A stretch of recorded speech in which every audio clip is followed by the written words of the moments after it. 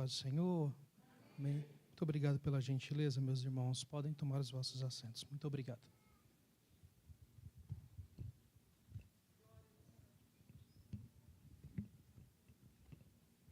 Por favor, Ezequiel 37.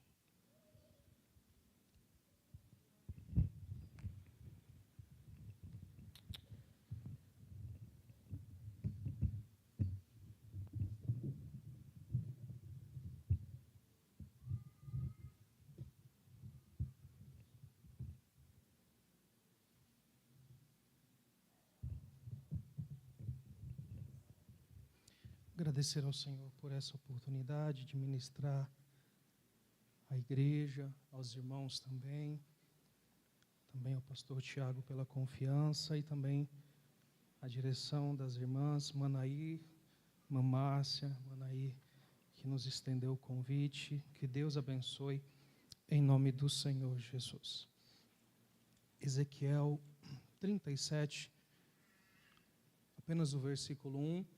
Mas aí eu peço a gentileza, deixe a sua Bíblia aberta, que nós vamos discorrendo ao longo dos versículos. Texto muito conhecido, e a palavra do Senhor nos diz assim: Veio sobre mim a mão do Senhor, e o Senhor me levou em espírito e me pôs no meio de um vale que estava cheio de ossos. Veio sobre mim a mão do Senhor, me levou em espírito e me pôs no meio de um vale que estava cheio de ossos. Amém, meus irmãos? O texto que nós estamos lendo fala sobre o profeta Ezequiel. E me permita só contextualizar qual era a situação neste momento em que Ezequiel profetiza aqui. No momento em que Ezequiel profetiza, Ezequiel está profetizando para o reino do sul que estava no cativeiro babilônico. Após a morte de Salomão, seu filho Roboão assume o seu lugar. Até então, o reino de Israel ele era composto por 12 tribos. Quando Roboão assume, é feito um pedido para ele, resumindo aqui a história.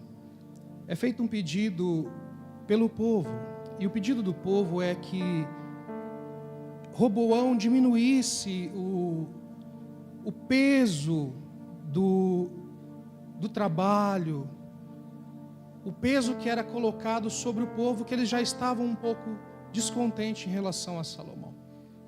Quando Roboão escuta isso, Roboão então vai se aconselhar primeiro com os sábios, com aqueles que eram mais experientes, os conselheiros que inclusive trabalharam com seu pai. Quando ele vai consultar os sábios dão uma orientação para ele, falando: Roboão, atenda ao pedido do povo.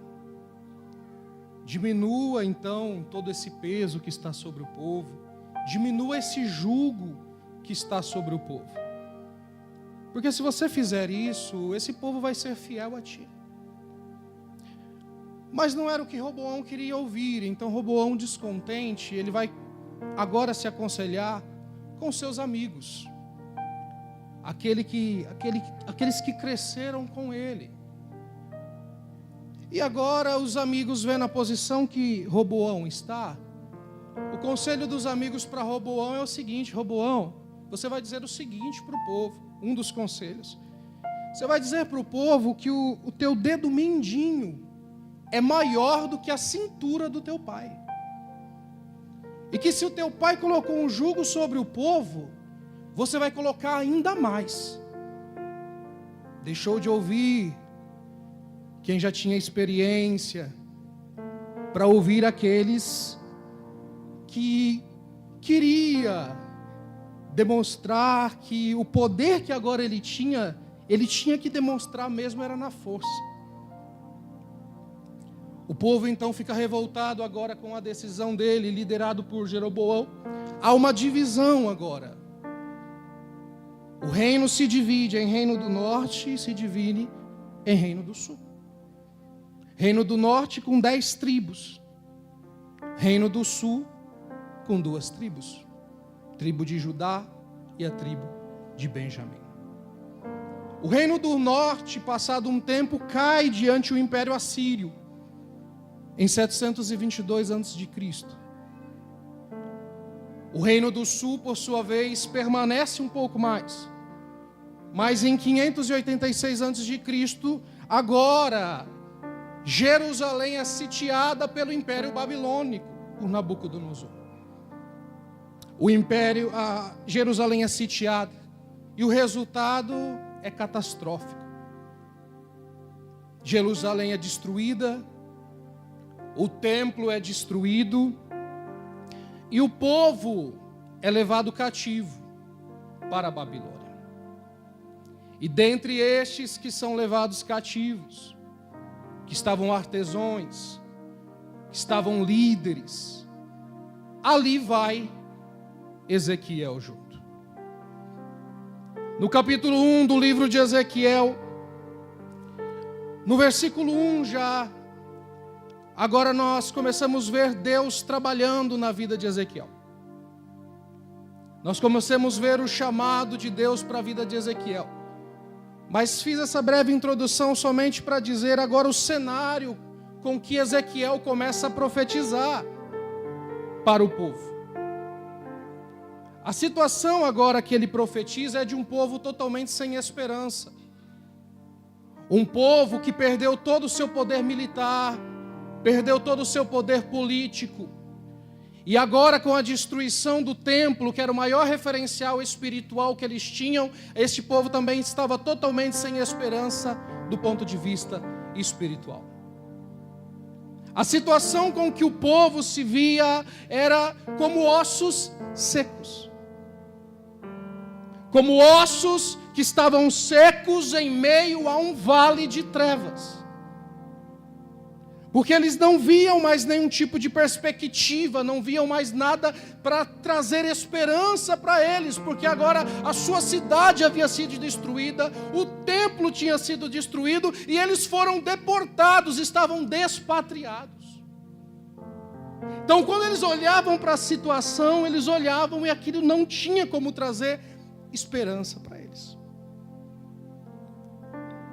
Nessa situação, Deus levanta Ezequiel. No versículo 1 diz que ele estava à margens do rio Quebar. E aí ele tem uma visão e o céu se abre para Ezequiel. E dentre tantas coisas, de uma visão extraordinária que ele vê o trono do Senhor. E vê o Senhor assentado sobre este trono.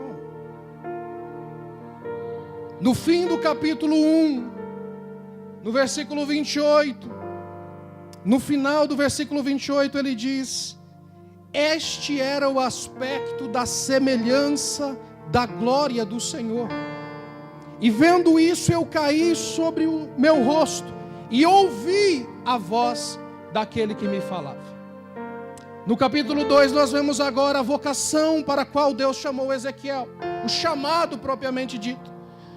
E aí o Senhor diz para Ezequiel, no capítulo 2: filho do homem, põe-te em pé, porque eu falarei contigo.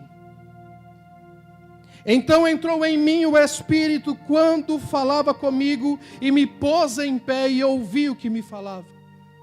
E disse-me: filho do homem, eu te envio aos filhos de Israel, as nações rebeldes que se rebelaram contra mim, eles e seus pais prevaricaram contra mim até este mesmo dia. E os filhos são de semblante duro e obstinados de coração, e eu te envio a eles, e lhes dirás: assim diz o Senhor Jeová. E eles quer ouçam, quer deixem de ouvir, porque eles são casa rebelde, hão de saber que esteve no meio deles um profeta.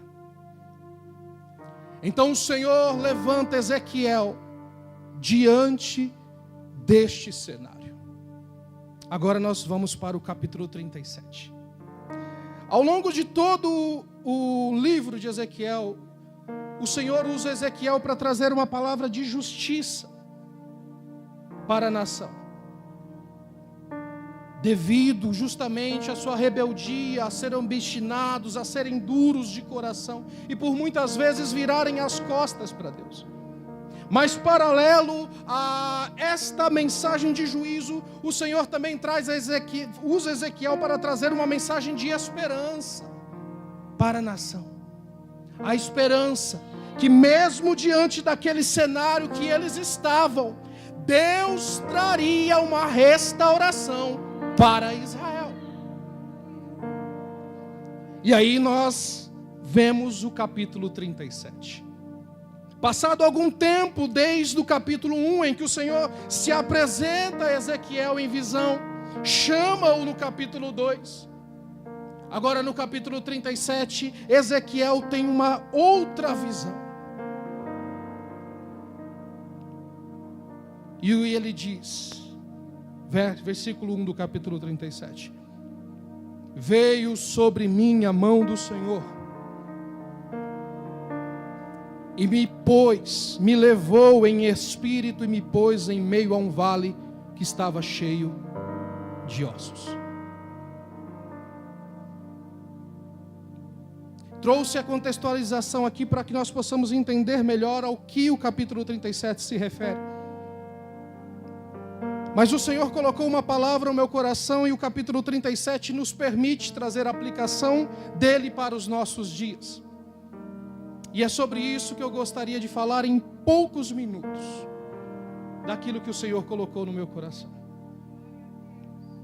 O Senhor leva Ezequiel e o coloca no meio de um vale de ossos secos. Ao longo do capítulo nós vamos ver que esses ossos eram numerosos, eram sequíssimos. No versículo 11 do capítulo 37 traz a representação do que o povo de Israel via, somente para reforçar qual era a situação deles, que vai dizer: filho do homem, estes ossos são toda a casa de Israel, e eis que eles dizem, os nossos ossos se secaram, pereceu a nossa esperança e nós estamos cortados. Então este é o cenário do capítulo 37. Mas nós vamos meditar um pouco, versículo a versículo, sobre ele. O versículo 1 diz então que Deus leva Ezequiel em espírito e coloca ele no meio de um vale de ossos secos. O primeiro ponto que nós entendemos aqui é que quem leva Ezequiel e coloca no meio do vale é o próprio Deus. É o próprio Deus que pega Ezequiel, leva ele em espírito e coloca ele no meio de um vale. Outro ponto que nós vemos no versículo 1 na verdade nós não vemos, é Ezequiel em nenhum minuto, nenhum momento questionando a Deus o porquê está levando ele em espírito e colocando ele no meio de um vale. Porque às vezes nós não entendemos os vales que nós enfrentamos. Existem coisas que nós enfrentamos por conta das nossas atitudes. Mas existem vales que nós passamos, que este vale é permissão de Deus. E como foi com Ezequiel, o próprio Deus pegou ele e colocou ele no meio deste vale. Então a mão do Senhor veio, levou Ezequiel e colocou ele no meio do vale. E aí o que é que nós não vemos também? Não vemos Deus olhando para Ezequiel e perguntando: Ezequiel, você quer que eu te leve para o meio do vale? Ezequiel, você me permite colocar você no vale?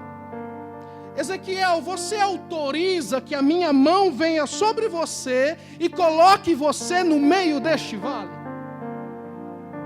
Não. O texto é muito claro em dizer que a mão do Senhor veio e colocou Ezequiel no meio do vale. Só que o texto não diz em nenhum momento que a mão que levou Ezequiel saiu de sobre a vida de Ezequiel. Então a mesma mão que levou e colocou no meio do vale é a mesma mão que permaneceu para trazer suporte. É a mesma mão que permaneceu para trazer estrutura.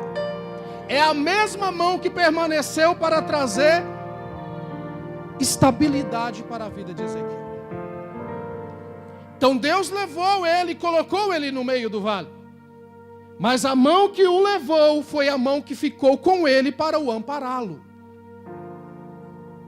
Então eu não sei qual vale você está enfrentando, eu não sei qual é a situação que você está, meu irmão.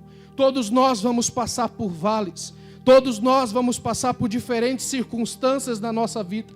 E talvez você esteja no meio de um vale. E talvez esteja se questionando por que você está no meio de um vale. Por que Deus permitiu você estar no meio de um vale. Mas à luz da palavra que nós estamos lendo aqui, o Senhor colocou no meu coração, eu tenho liberdade para te dizer que se você está no meio de um vale e Deus lhe permitiu estar, fique tranquilo. A mão que te levou é a mão que te sustenta. Deus não te abandona em meio ao vale. Deus não te deixa sozinho em meio ao vale. Ele não é um Deus irresponsável. Se foi Ele que permitiu você entrar neste vale, Ele não te deixa sozinho. Ele não para de falar com você. Ele não para de te amparar, porque foi Ele que permitiu essa situação. Ezequiel está agora em meio a um vale. E aí agora no versículo 2, nós começamos a ver características deste vale. 37:2. Este vale que Deus leva a Ezequiel era um vale cheio de ossos secos. Então imagine, o lugar que Ezequiel estava era um cemitério gigante.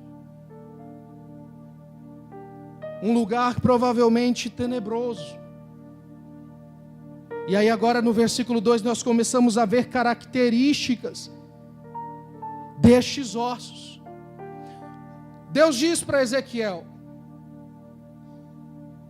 anda por meio deste vale, Ezequiel dizendo, e o Senhor me fez andar ao redor deles.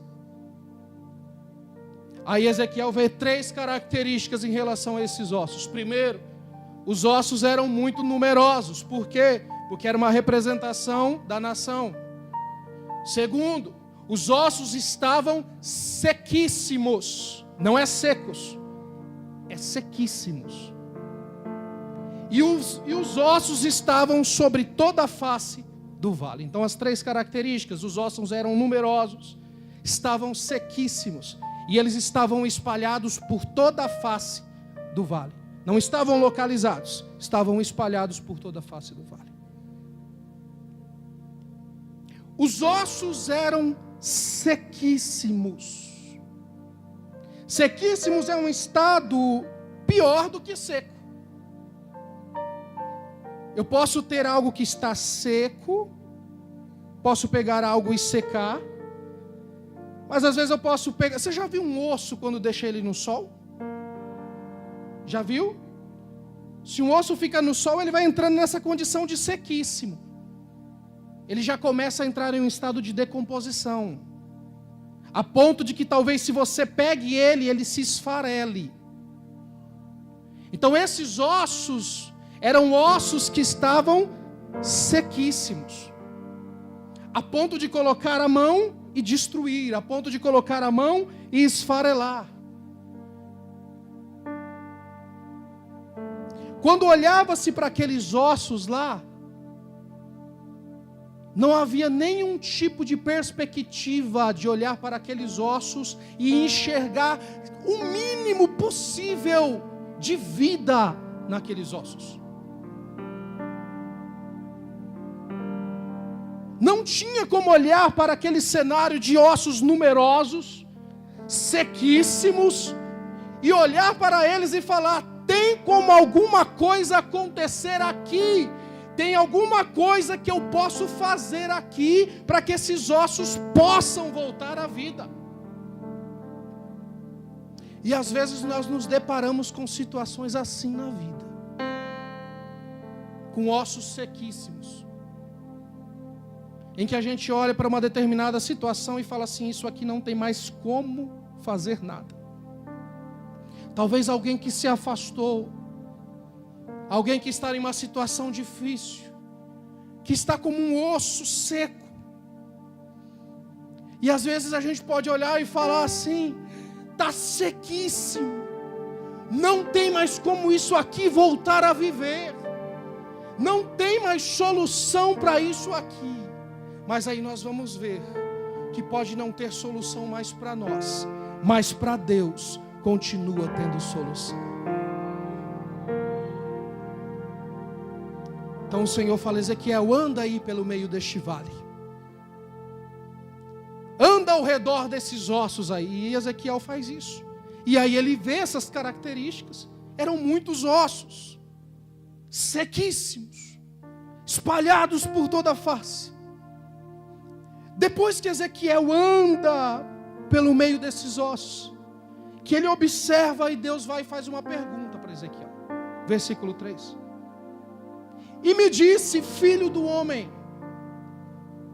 poderão viver estes ossos?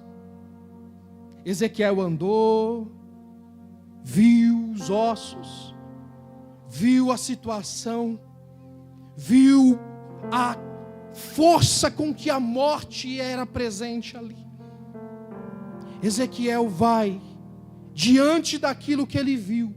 Ezequiel entendeu que nada do que ele falasse era possível para resolver aquela situação.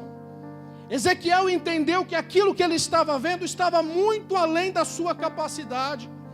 Ezequiel entendeu que por mais que ele fosse usado, estava muito além dele. Ele não podia fazer nada. Talvez se ele fosse pegar um osso daquele, o que ele ia fazer era causar destruição. Ele entendeu que estava muito além disso. Então ele olha para Deus e responde: o Senhor o sabes. Ezequiel estava falando: se o Senhor quiser, esses ossos podem voltar a viver. Eu não posso fazer nada. Vai muito além da minha capacidade. Vai muito além das minhas forças. Vai muito além dos meus recursos. Vai muito além da minha capacidade mental e cognitiva. Mas o Senhor pode fazer. Então o Senhor o sabe. Se o Senhor quiser, esses ossos podem voltar a viver. Quando Ezequiel entende que o poder vem de Deus e que só Deus podia resolver aquela situação, que se ele colocasse a mão talvez ele ia piorar. Quando ele entende que só Deus podia fazer aquilo, e ele vai e diz: o Senhor o sabes. Aí vem o versículo 4. Quando Ezequiel reconhece que só Deus podia fazer, o versículo 4 diz: então o Senhor me disse: profetiza sobre esses ossos. Quando Ezequiel entendeu quem fazia, quando Ezequiel entendeu de quem era o poder, o Senhor falou: já que você entendeu que sou eu que faço, e que só eu posso fazer, então agora vai e profetiza sobre esses ossos, e diz para eles: ossos secos, ouvi a voz do Senhor. Osso ouve. Osso pode ouvir? Não, osso não pode ouvir as nossas palavras, mas diante da autoridade do nome do Senhor, até os ossos têm que ouvir o que Ele fala. Ezequiel compreende então que a partir da palavra de Deus algo poderia acontecer. E agora Ezequiel vai e profetiza sobre aqueles ossos. Só que não era mais Ezequiel profetizando. As palavras que saíam eram de Ezequiel, mas o poder nas palavras não era dele. O poder das palavras era de Deus.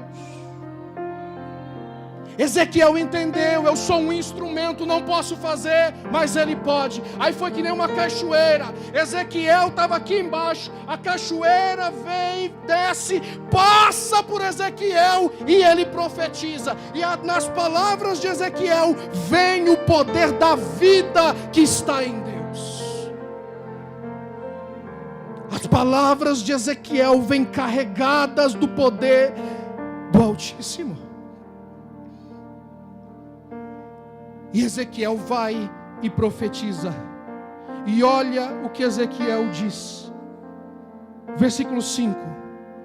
A ordem do Senhor para profetizar aos ossos é: assim diz o Senhor Jeová a estes ossos. Versículo 5. Eis que farei entrar em vós o Espírito e vivereis. E porei nervos sobre vós. E farei crescer carne sobre vós, e sobre vós estenderei pele, e porei em vós o Espírito e vivereis, e saberei que eu sou o Senhor. Versículo 7, olha isso. Então profetizei como se me deu ordem. Ezequiel só profetizou depois que Deus autorizou. Ezequiel só profetizou depois que Deus liberou a palavra de ordem. Porque não era a palavra dele, era a palavra de Deus. Era a partir do poder que vinha de Deus.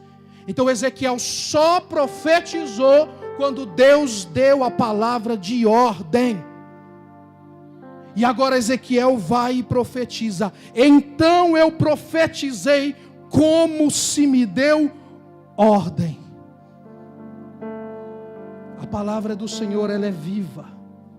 A palavra do Senhor, ela é eficaz.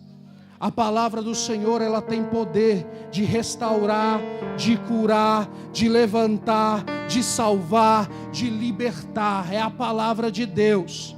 Então tudo que nós fazemos com base na palavra de Deus, debaixo da autoridade de Deus, vai surtir efeito, porque não somos nós, é Ele. É Ele.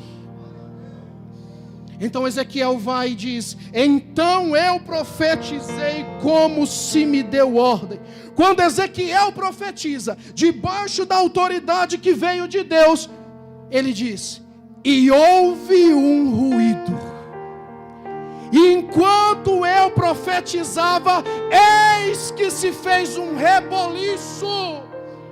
Quando Ezequiel profetiza, debaixo do poder e debaixo da autoridade de Deus, alguma coisa diferente começa a acontecer. Ezequiel começa a olhar e ele vê que onde estava em silêncio começa a acontecer um ruído. Onde não tinha movimento, Ezequiel começa a ver que tem um reboliço que começa a acontecer. Ezequiel agora olha para aquele cenário e Ezequiel começa a ver que os ossos que estavam sobre aquele vale sequíssimo, aqueles ossos de alguma maneira começam a se movimentar.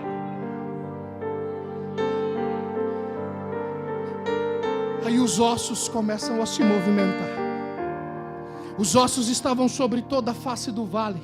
Então tinha osso lá naquele canto do vale, tinha osso naquele canto do vale, tinha osso nesse canto, tinha osso naquele canto. Mas quando veio a palavra de ordem, o osso que estava lá começou a vir para cá. O osso que estava lá começou a vir para cá.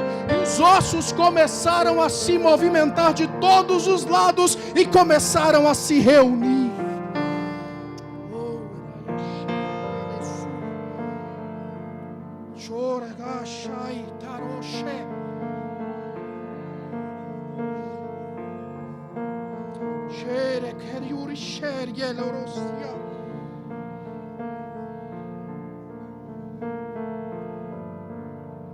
Meu irmão, eu não sei se você tem alguém da tua família que está muito distante do Senhor. E talvez ele já se afastou há tanto tempo que ele está assim como ossos sequíssimos, distante do centro da vontade de Deus. Mas diante da autoridade da palavra que eu estou pregando aqui, que o Senhor está descendo isso no meu coração, diante da palavra de Deus, não importa quão distante do vale esteja esses ossos vão voltar para o seu devido lugar.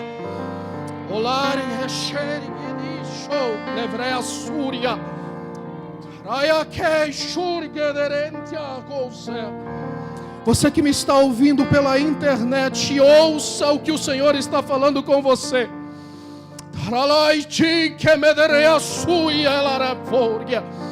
Não importa o quão distante você esteja do Senhor, a palavra do Senhor te alcança hoje, aí onde você está. E talvez você está sem vida, mas a palavra do Senhor vai aí em você e começa a trazer vida sobre você, e você vai voltar para a casa do Senhor. Oh, aleluia!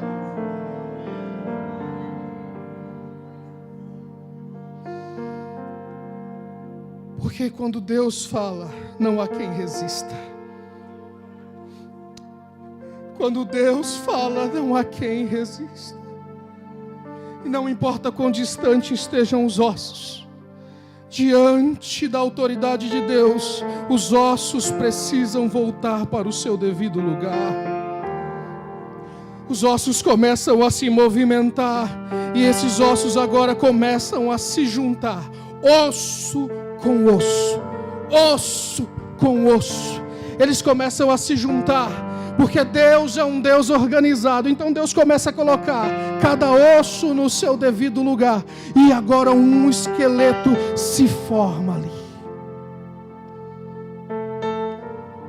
Depois que o esqueleto se forma, começa a vir sobre o esqueleto músculos. O esqueleto ósseo, a nossa musculatura esquelética, ela tem a função de trazer estabilidade, de trazer sustentação e trazer proteção para os nossos órgãos vitais. Por exemplo, a nossa caixa torácica vai proteger os nossos pulmões. Então o Senhor, quando Ele vai, estabelece e forma de novo e coloca em ordem aqueles ossos, o Senhor estava dizendo: eu estou trazendo novamente a capacidade de movimento, eu estou trazendo novamente a capacidade de sustentação. Então agora o esqueleto está montado, mas o esqueleto por si só não pode fazer nada. Aí agora começa a vir a musculatura sobre aqueles ossos. A musculatura começa a recobrir aquele esqueleto. E agora os músculos juntos com o esqueleto, eles vão ter a função de mobilização, vai ter a função de locomoção. Então é Deus falando: eu estou reestruturando, estou colocando no lugar. Agora eu estou colocando o músculo para que ele possa voltar a se movimentar, para que ele possa voltar a se locomover. Agora imagine isso, meu irmão, e olha se não é só Deus que faz. Não tinha nada, começa a vir a musculatura sobre os ossos. Agora eu quero que você imagine isso. Do nada Deus começa a formar um coração, do nada Deus começa a formar um pulmão, do nada Deus começa a formar um rim e estabelecer sobre aquele corpo. Isso é só Deus que faz. Quer ver? Deus começa a criar aqui de algo existente? Não, Deus começa a criar do nada. Não tinha nada, então Deus começa a criar do nada. Quando nós vamos lá para Gênesis, capítulo 1, versículo 1, nós vemos falando: no princípio criou Deus os céus e a terra. O criou aqui é o termo bara, que quer dizer criar a partir do nada. Então só Deus tem a capacidade de criar a partir do nada. Olha o que continua dizendo lá em Gênesis: e a terra era sem forma e vazia. O que é isso? Caos, a mesma situação que acontecia aqui em Ezequiel 37. E diz: havia trevas sobre a face do abismo. Onde que Ezequiel está? Em meio a um vale. Tinha luz? Não, era um vale de trevas. Mas aí diz assim: e o Espírito de Deus pairava sobre as águas. O Espírito de Deus pairava sobre as águas. Aí quando veio a palavra de Deus lá em Gênesis e disse: haja luz, ouve-nos. A mesma coisa está acontecendo aqui. Deus está criando a partir do nada, porque só Deus pode fazer isso. Deus começa a fazer de onde não tem possibilidade. Então, meu irmão, deixa eu te falar uma coisa. Nós temos, e isso é natural nosso, nós olhamos e falamos, não tem o que fazer aqui, porque não tem nada para resolver esse problema. O meu e o teu Deus é o único que pode criar a partir do nada. Então, se preciso for, Ele faz surgir algo da tua vida de onde não tem, porque Ele tem poder para fazer isso. Então talvez as tuas soluções se acabaram, como as nossas soluções se acabam. As tuas estratégias se acabaram. Você está olhando e está olhando para essa situação e falando assim, não tem nada aqui para resolver esse problema. Deus está dizendo, se preciso for, eu faço criar de onde não tem para te socorrer. Porque Deus tem poder para fazer isso. Havia o caos. E agora Deus começa a restabelecer a ordem. Depois que vem agora a musculatura, vem os tendões. Os tendões é um órgão fibroso, uma musculatura fibrosa, que a função dela é conectar o esqueleto ao músculo. Então Deus está falando, eu estou trazendo novamente a capacidade de conexão. Eu estou trazendo novamente a capacidade de comunicação. Depois que os tendões vêm, diz a palavra do Senhor, veio sobre eles nervos. Nós temos nervos sobre todo o nosso corpo. Nós temos nosso sistema nervoso central, que é o nosso cérebro, e a nossa medula espinhal. E por todo o nosso corpo nós vamos ter nervos, que são chamados nervos periféricos. Me permita somente esse ponto. A função dos nervos é conectar o nosso sistema nervoso central a todo o nosso corpo. O que Deus estava falando aqui quando Ele diz, e porei em vós nervos? O Senhor estava falando, eu estou restabelecendo a capacidade desse corpo se comunicar. Eu estou trazendo de volta a sensibilidade para este corpo. Eu estou trazendo de volta para este corpo o controle motor. E eu estou trazendo novamente a este corpo a capacidade de transmitir informações. Então Deus estava falando, eu junto osso com osso, e trago novamente a capacidade de sustentação. Trago a musculatura para fazer com que esse corpo volte a se locomover. Trago os tendões para que haja uma conexão. E agora eu coloco neles nervos para que eles possam voltar a se comunicar, possam voltar a ter sensibilidade. Sabe o que Deus estava falando? Que aquele que não sentia vai voltar a sentir. Aquele que não se comunicava vai voltar a se comunicar. Porque Deus está trazendo uma restauração por completo. Mas aí agora Ezequiel vê aquele corpo todo montado. Aí Ezequiel vai e fala, Senhor, mas falta uma coisa. Toda a estrutura está pronta, mas falta neles o Espírito. Versículo 9. Aí o Senhor vai e diz, e Ele me disse, profetiza ao Espírito, profetiza ao Filho do Homem, e diz ao Espírito, assim diz o Senhor Deus, vem dos quatro ventos, ó Espírito, e assopra sobre estes mortos, para que vivam. Ezequiel ouve novamente a palavra de ordem de Deus, e aí no versículo 10 ele vai e diz, e profetizei como me deu ordem, então o Espírito entrou neles, e viveram, e se puseram em pé um exército grande em extremo. Deus tem o o poder de fazer. O cenário era de morte, mas para Deus era a possibilidade dele manifestar a vida.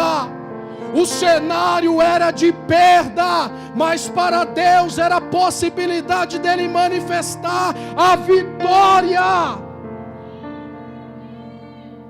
Para Ezequiel era um vale de ossos secos, mas para Deus era um exército forte, numeroso em extremo, porque aquilo que para nós é impossibilidade, para Deus é o potencial para Ele fazer algo extraordinário.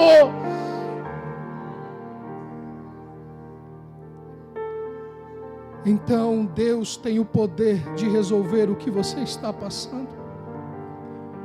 Deus tem o poder de trazer à vida aquilo que você está olhando, talvez sonhos, e falando: já morreu, está sequíssimo, eu já abandonei. Mas Deus está dizendo: para mim ainda tem vida nesses ossos, para mim ainda tem vida nesses projetos, para mim ainda tem vida nessa história, para mim ainda tem vida neste casamento, para mim ainda tem vida nesta família, para mim ainda tem vida, porque eu sou a própria vida.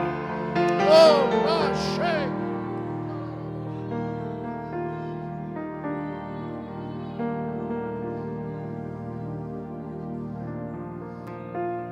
Oh, aleluia. Coloque-se de pé, por gentileza. Deus é o especialista em transformar o caos em organização. Deus é especialista em pegar algo que está fora do lugar e trazer novamente para o lugar. Deus é especialista em pegar algo que não tem mais chance e colocar de pé e usar para a sua glória. Então eu não sei o que você está passando, meu irmão, eu não sei, mas o que eu sei é que o meu Deus, o teu Deus é poderoso para fazer. O meu Deus e o teu Deus é o mesmo Deus que agiu aqui com Ezequiel, e Ele pode e Ele vai agir nas nossas vidas. Quando nós estamos no meio do vale, quanto o diabo às vezes não vem e fala: não tem mais jeito, não tem mais o que fazer, já morreu, já acabou. Mas a palavra do Senhor hoje aqui é: tem vida ainda, tem chance ainda, eu posso restabelecer, eu posso reestruturar.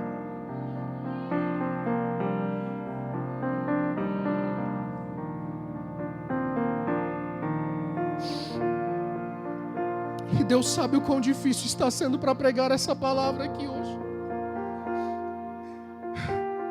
Mas eu creio em um Deus poderoso que pode trazer vida onde não tem mais chance.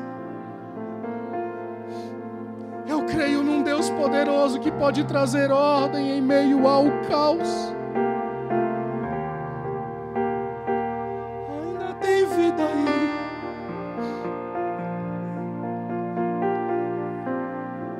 As circunstâncias. Mas Deus está dizendo: ainda existe vida aí.